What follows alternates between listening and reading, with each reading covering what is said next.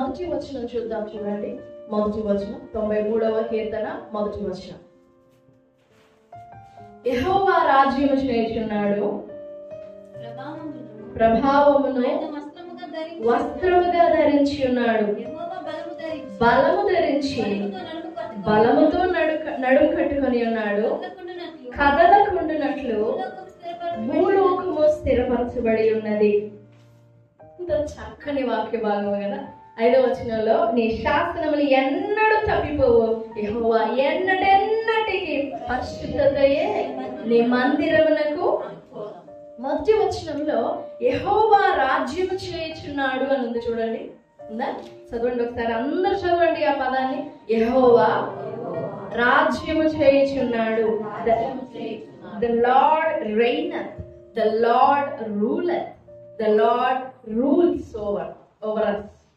యెహోవా రాజ్యము చేయుచున్నాడు అని మనకి ఎన్ని పదాలు కనపడుతున్నాయి తెలుగులో? యెహోవా రాజ్యము చేయుచున్నాడు. కానీ మూల భాషలో హీబ్రూలో వచ్చేసరికి రెండు పదాలు ఉంటాయి. అంటే క్రియాపూర్వకంగా ఒక పదము, దేవుని పేరు ఒక పదం. రాజ్యం చేయుచున్నాడు అని అంటే, మొన్న ఈ మధ్య ఒక మాట విన్నాం, ఏంటంటే దేవుడు రాజ్యాన్ని సృష్టిస్తున్నాడు అని. But that's not the meaning. అది కాదు దాని భావం. రాజ్యాన్ని సృష్టించట్లేదు. It was already made. అది ఎప్పుడో నిర్మించబడింది, మన కోసం నిర్మించబడినది, సిద్ధపరచబడి స్థిరపరచబడింది. అది ఈ యెహోవా రాజ్యం చేయుచున్నాడు అనే మాట యావే మలాఖ్. యావే మలాఖ్. యెహోవా రాజ్యాన్ని పరిపాలిస్తున్నాడు. యెహోవా రాజ్యాన్ని ఏలుచున్నాడు. రాజ్యం చేస్తున్నాడు అన్న, వేయించేయుచున్నాడు అన్న ఆ పదాన్ని మనం జాగ్రత్తగా అర్థం చేసుకోవాలి. యెహోవా వేం చేయుచున్నాడు అని అంటే యెహోవా ఏం చేస్తున్నాడు అని అర్థం చేసుకుంటారు కొంతమంది. కానీ కాదు, యెహోవా వేం చేయుచున్నాడు అని అంటే అది తెలుగు గ్రాంధిక భాష. వేం చేయడం అంటే రావడం. ఓకేనా? ఆ మాటలు తప్పుగా అర్థం చేసుకోకూడదు. వేం చేయుచున్నాడు అంటే రావడం. యెహోవా రాజ్యం చేయుచున్నాడు అని అంటే రాజ్యాన్ని చేస్తున్నాడు అని కాదు, కానీ ఆ రాజ్యాన్ని ఏలుబడి చేస్తున్నాడు అని. ఆ వచనంలో ఎన్ని మాటలు ఉన్నాయో చూడండి. యెహోవా రాజ్యం చేయుచున్నాడు, ప్రభావమును వస్త్రముగా ధరించాడు, బలము ధరించి బలముతో నడుము కట్టుకొని ఉన్నాడు. 5 కదలకుండునట్లు.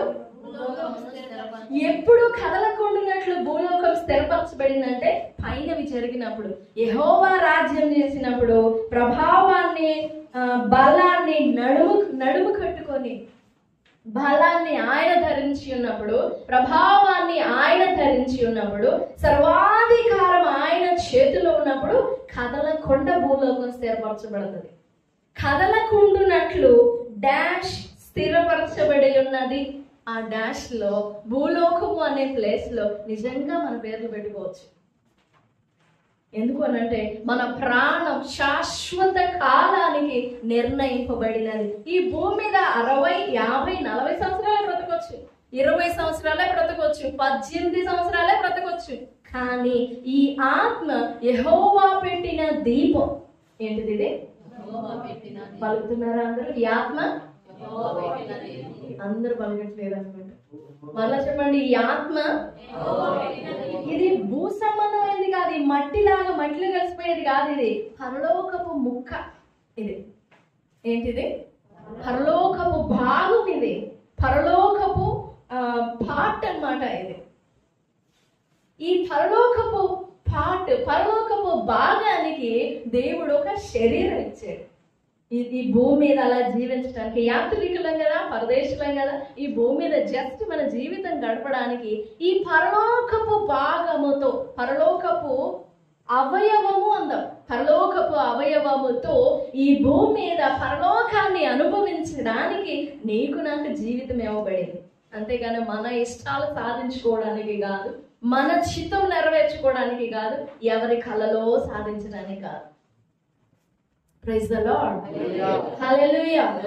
యెహోవా రాజ్యం చేయుచున్నాడు అనే మాట నుండి ఒక 2 మాటలు చెప్పి ముందుకు వెళ్దాం.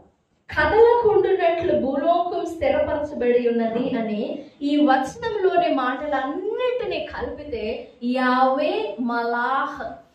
పలుకుతారా? యావే మలాహ్. The lord reigneth, the lord rules over, rules. దాని భావం ఏంటంటే, యావే అంటే దేవుని పేరు యెహోవా అని పేరు, మలాహ్ అంటే పూర్తి అయిన చర్యను లేదా స్థిరమైన స్థితిని సూచించే ఒక పదం. పూర్తి అయిన చర్యను లేదా సంపూర్ణంగా స్థిరపరచబడిన స్థితిని చూపించి మాట్లాడే ఒక పదం మలాహ్ అంటే. రాజ్యం చేయుచున్నాడు అని అంటే సంపూర్ణ స్థితిని చూపిస్తుంది. ఏం స్థితిని? సంపూర్ణ స్థితిని చూపిస్తుంది. ఈ సంపూర్ణత అనంటే మనదైన భాషలో ఒక్కొక్కరు, మనలో ఇంతమంది ఉన్నాం కదా, సంపూర్ణత అంటే ఒక్కొక్కరికి ఒక్కొక్క వే ఆఫ్ ఒపీనియన్ ఉంటుంది. సక్సెస్ అంటే అదే కదా, సక్సెస్ అన్న సంపూర్ణము అన్న ఒక్కొక్కరికి ఒక్కొక్క భావం ఉంటుంది. ఇప్పుడు నాకు ఇల్లు లేదనుకో, ఉద్యోగం లేదనుకో, నాకు ఉద్యోగం వస్తే I will feel that I was wholly complete కదా. కొత్త ఇల్లు లేదనుకోండి, సొంత ఇల్లు లేదనుకోండి, సొంత స్థలం లేదనుకోండి, సొంత ఇల్లు లేదనుకోండి, ఒకవేళ నేను ఆ ఇల్లును పొందితే ఐ వుడ్ ఫీల్ కంప్లీట్. కానీ సంపూర్ణత, స్థిరత్వము, స్థిరము అనే మాటకి బైబిల్ ఇచ్చే, దేవుడు ఇచ్చే సమాధానం వేరుగా ఉంటుంది. ఏది ఈ దినాల్లో క్రైస్తవులని పిలువబడుతున్న మనలో కూడా, నేను దేవుని యందు విశ్వాసం ఉంచుతున్నానని చెప్పుకునే మనలో కూడా భూ సంబంధమైన వాటి మీదనే మన స్థిరత్వం ఆధారపడి ఉంటుంది. జాగ్రత్తగా గమనించండి. పరలోకము స్థిరం అనుకోము, ఈ భూమి మీద ఉన్నవియే స్థిరం అనుకొని వాటి కోసం ప్రాకులాడుతూ ఉంటాం. మన గోలంతా, మన దృష్టి అంతా వాటి మీదనే ఉంటుంది. ఈ భూ సంబంధమైన వాటి మీద ఉంచి అవే అల్పకాలము, పాపభోగము అంటే సెకండ్ మాత్రమే. ఆ సెకండ్ కోసం చూసి దానికోసం తాపత్రయపడి ప్రయాసపడి పడి పడి పడి పడి శాశ్వతమైన రాజ్యాన్ని పోగొట్టుకుంటాం. ఏశావు చెప్తున్నాడా మీకు? ఏశావు ఎవరు? ఏశావు ఎవరి కుమారుడు? ఏశావు దావీదు కుమారుడు. దావీదు కుమారుడా? అబ్రహాం కుమారుడా? ఏశావు ఎవరి కుమారుడు? ఇస్సాకు కుమారుడా? ఏశావు ఎవరు? అదే కొంచెం గట్టిగా చెప్తే రైట్ అయిపోద్ది కదా. డౌటా? ఇస్సాకు కుమారుడా కాదా అని గట్టిగా చెప్పాలి కదా. ఏశావు ఎవరు? ఎవరి సహోదరుడు? యాకోబు సహోదరుడు. ఒక్క నిమిషం, ఆకలి ఎంత భాగ్యం, ఆకలి ఎంత చూడండి. శరీరము ఒక వ్యక్తిని ఎలా కంట్రోల్ చేస్తుందో బెస్ట్ ఎగ్జాంపుల్ వేసావు. కొంచెము గట్టి కళ్ళు మూసుకుంటే ఆకలి చచ్చిపోద్ది అంటారు కదా. గట్టి కళ్ళు మూసుకుంటే ఒక 2 గుక్కలు నీళ్ళు తాగేస్తే ఆకలి చచ్చిపోతులే అని అనుకుంటారు. కానీ ఎందుకు మరి వేసావు అలా అనుకోవాలా? ఆ ఎర్రగా ఉన్న కలగూర వంటకం మీద కన్నుబడింది, ఆ రంగు మీద కన్నుబడింది. ఆ కన్నుబడి ఏమైపోయాడు? తనకి ఇవ్వబడిన శాశ్వతమైన ఆశీర్వాదపు హక్కు అది. జస్ట్ ఆశీర్వాదమే కాదు, ఆశీర్వాదపు హక్కు. ఈ హక్కు నాకెందుకు? నేనేం చేసుకున్నాను? నేను ఎట్లా చచ్చిపోతున్నాను కదా, నేను చావబోయేటప్పుడు ఈ హక్కు నేనేం చేసుకుంటానని చెప్పేసి మొత్తం తీసి యాకోబు చేతిలో పెట్టేశాడు. దానికోసం వెయిట్ చేస్తున్నాడు యాకోబు. దొంగిలించలే యాకోబు, ఏశావు దగ్గర నుంచి దొంగిలించలేదు జ్యేష్ఠత్వపు హక్కుని. ఏశావే భద్రంగా చేతిలో పెట్టాడు. కొంచెం ఆ కొద్దిపాటి ఆ ఆశ, ఆకలి ఎంత నాశనం తీసుకొచ్చిందో చూడండి. శాశ్వతమైన దాన్ని పోగొట్టుకునేటట్లు చేసింది. మన జీవితాల్లో కూడా అంతే. క్షణిక మాత్రమే ఈ లోకము, మాయ. ఈ రోజు ఉన్నట్టుగా రేపు ఉండదు, ఈ రోజు ఉన్నట్టుగా రేపు ఉండదు, రేపు ఉన్నట్టుగా తర్వాత ఉండదు. మనం అనుకునే ఆశలన్నీ, మనం అనుకునే ఆలోచనలన్నీ స్థిరము కావు. అందుకే మనుషుని ఆలోచనలు సదాకాలం ఉండు, యెహోవా ఆలోచన సదాకాలం నిలుస్తుంది. సరే, దేవుని దృష్టిలో స్థిరత్వము అని అని అంటే స్థిరపరచబడడం అంటే రెండు విషయాలు. ఒకటి, దేని లెక్క చొప్పున అది ఉండడం. రెండు, దేని క్రమం ప్రకారం అది నడవడం. ఈ సృష్టిని దేవుడు అలా ఏలుబడి చేస్తున్నాడు. సృష్టిలో ఉన్న తన రూపంలో చేయబడిన నరుని కూడా దేవుడు అలాగే నడిపించాలని ఆశపడుతున్నాడు. కానీ మనుషుడు అలా అప్పగించుకోవట్లే దేవుడు. ఆయనకి ఏమాత్రం జ్ఞానం ఉంటుందిలే, ఆయనకేం జ్ఞానం ఉంటుంది, ఆయనకేం బుద్ధి ఉంటుంది, ఆయనకి పరిస్థితులు అన్నీ తెలుసా, ఆయన ఏమైనా చదువుకున్నాడా, ఆయనకి ఏమైనా జ్ఞానం ఉందా, బుద్ధి ఉందా, ప్రతిదానికి ఆయన మీద ఆధారపడడానికి. కానీ స్థిరత్వము అనంటే నంబర్ 1, దేని లెక్క చొప్పున. దేవునికి ఒక లెక్క ఉంటుంది, దేవునికి ఒక పద్ధతి ఉంటుంది. ఆ పద్ధతిన ఉండటం స్థిరత్వము అంటే. దేవుని ఆలోచన ప్రకారంగా ఉండడం స్థిరత్వం అంటే. రెండు, దేని క్రమం చొప్పున అది నడవడం స్థిరత్వం అంటే. It may not be fulfilled, but it is the way of walking. అది నెరవేర్పులో చూడలేకపోవచ్చు, but the walking is the completeness. స్థిరత్వము అంటే దేని క్రమం చొప్పున అది నడవడం, దేని లెక్క చొప్పున అది ఉండడం. దేవుడు మన జీవితాన్ని ఒక ఆలోచనలో ఆలోచించి ఉంటాడు. నువ్వు నేను తల్లి గర్భమందు పిండముగా రూపించబడక ముందే నువ్వు ఎలా ఉండాలో దేవుడికి ఒక ఆలోచన ఉంటుంది. ఆ ఆలోచన నీ జీవితంలో నెరవేర్చబడడమే స్థిరత్వం.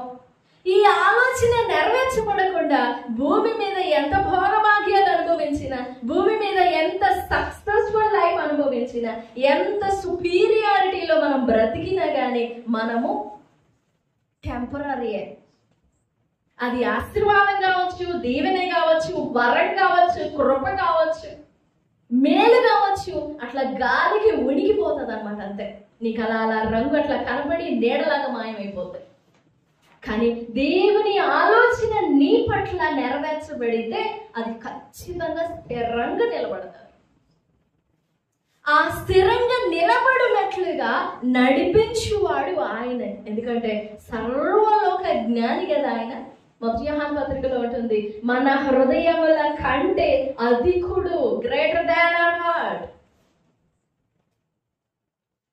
నా గురించి నాకంటే ఎవరు ఆలోచిస్తారు? మనం అనుకునే మాట అదే కదా, నా గురించి ఎవ్వరు ఇంత మంచిగా ఆలోచించరు, నా గురించి ఆలోచన ఎవరికి ఉంటుంది, ఏమాత్రం ఆలోచించగలరు అని అనుకుంటాం. నో, నీ కంటే, నీ హృదయము కంటే అది కూడా ఆయన. నీ పట్ల ఆయన ఆలోచనే నిన్ను స్థిరపరుస్తుంది. ఆయన ఆలోచనే స్థిరంగా నీ అడుగుని నాటుతుంది, నడిపిస్తుంది. అదే 93వ కీర్తన యొక్క సారాంశం. యెహోవా రాజ్యం చేయుచున్నాడు, యావే మల్లాహ్, యావే మల్లాహ్. ఆయన రాజ్యం చేస్తున్నాడు.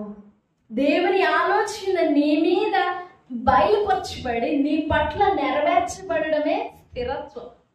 ఆ ఏజ్ చిన్నదైనా కానీ, వయసు చిన్నదైనా కానీ, లింగ భేదం ఉన్నా కానీ, ఏ భేదం ఉన్నా కానీ, ఇప్పుడెప్పుడు ప్రభువును తెలుసుకున్నా కానీ, పసిబిడ్డ అయినా కానీ, దేవుని ఆలోచన నీ పట్ల నెరవేరిందనుకో, నువ్వు స్థిరుడవే. అదే ఎన్ని ఏండ్ల అనుభవం ఉన్నా దేవుని ఆలోచన నీ పట్ల నెరవేర్చబడట్లేదా? అదే నీళ్ల మీద ఒక నీటి బుడగలు ఉంటాయి చూసారా, అలాంటి జీవితం అయిపోతుంది అంతే. ఈ రాత్రికాల సమయంలో దేవుని ఆలోచన స్థిరంగా నిలుస్తుందండి. ఆ ఆలోచనని పొందుకోవాలి, అందులో నడవడానికి తగ్గించుకోవాలి, లోబడాలి, ముందుకెళ్ళాలి. ప్రభు సహాయం కోరుకుందాం. దేవా, నీ ఆలోచనే నన్ను స్థిరపరుస్తుంది, నన్ను అలాగా ఏలుబడి చేయి. నీ ఆలోచన నన్ను నడిపించాలి, నీ ఆలోచనే నన్ను స్థిరపరచాలి. నేను ఎలాగ నడవాలని నువ్వు నిర్ణయించావు, నన్ను అలా నడిపించు. నేను ఎలాగ ఉండాలని నువ్వు స్థిరంగా తలంచావు, నన్ను అలాగనే ఉంచు. దానికి వ్యతిరేకంగా ఒక్క ఇంచు కూడా నేను బయటకు అడుగేయకూడదు. కానీ అలా వేడుకునే వాళ్ళు చాలా తక్కువ.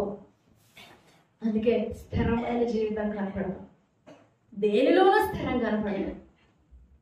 మనం అలా వేడుకొనగలిగితే దేవుడు స్థిరపరుస్తున్నాడు. ఎందుకంటే ఈ సర్వ ప్రపంచం ఆయన నిర్ణయించిన ఆజ్ఞ ప్రకారంగానే వాటి క్రమం తప్పకుండా నడుస్తుంది. రాత్రిపూట సూర్యుడు వచ్చి పగలపూట చంద్రుడు వస్తాడా? క్రమం తప్పవు అవి. సముద్రపు అలలు కూడా దేవుడు గిరిగీసిన దాన్ని దాటవు, ఇంచు కూడా దాటవు. ఎందుకంటే అవి లోబడతాయి, ఆజ్ఞకు లోబడతాయి. అవి ఎంత ఎత్తులైన అలలు ఎగిసిపడని దేవుడు ఒకసారి వచ్చి బెస్టిల్ అంటే చాలు, అంత పెద్ద పర్వతం అంత ఎత్తులేసిన అలలు కూడా సైలెంట్గా మోగవిగా మాటలు రానంటే సైలెంట్ అయిపోతాయి. ఎందుకంటే అవి దేవుని ఆజ్ఞకి లోబడతాయి, అవి దేవుని మాట ఎదుట తగ్గుతాయి, అణిగిమణిగా ఉంటాయి. ఏంటి సృష్టి అణిగిమణిగి ఉంటదా అని అంటే అలా ఉండబట్టే భూమి మీద మనం ఇలా ఉన్నాం. మన దోషమును బట్టి, మన పాపమును బట్టి అవి కూడా, వాటికి కూడా దేవుడు అధికారం ఇచ్చి ఉంటే ఆల్రెడీ ఇచ్చేసాడు, విరుచుకుపడుతున్నాయి. భూమి నోరు తెరుస్తుంది, ఎక్కడికి పరిగెడతాం? ఎక్కడికి పరిగెడతాం? ఆకాశంలో నుండి తుఫాను వస్తుంది, ఎటువైపు తప్పించుకుంటా? మూసేస్తాడు దేవుడు. అలాగా సృష్టిలో పడదు దేవుని మాటకి. ఈ రాత్రికాల సమయంలో దేవుని ఆలోచనే నిన్ను నిలబెడతాది. దేవుని ఆలోచన కాల కుప్పకూలిపోతాం. That work and that is that will ever be sure. అంతే. ఇంకా యెహోవా రాజ్యం చేస్తున్నాడు. ఆయన రాజ్యం చేసినప్పుడు కదలకుండునట్లుగా స్థిరపరచబడతాం. ప్రభు సన్నిధిలో వేడుకున్నాం, దేవా నీ ఆలోచన నా విషయంలో, నా కుటుంబం, నా బిడ్డల విషయంలో, నా జీవితంలో నీ ఆలోచనే స్థాపించబడాలి. నన్ను అలా నడిపించు, నాకు సహాయపడని ప్రభు సన్నిధిలో వేడుకుందాం. దేవుడి మాటలన్నీ మన వెలికిడిలో దీవించుగాక. ఆమేన్, ఆమేన్.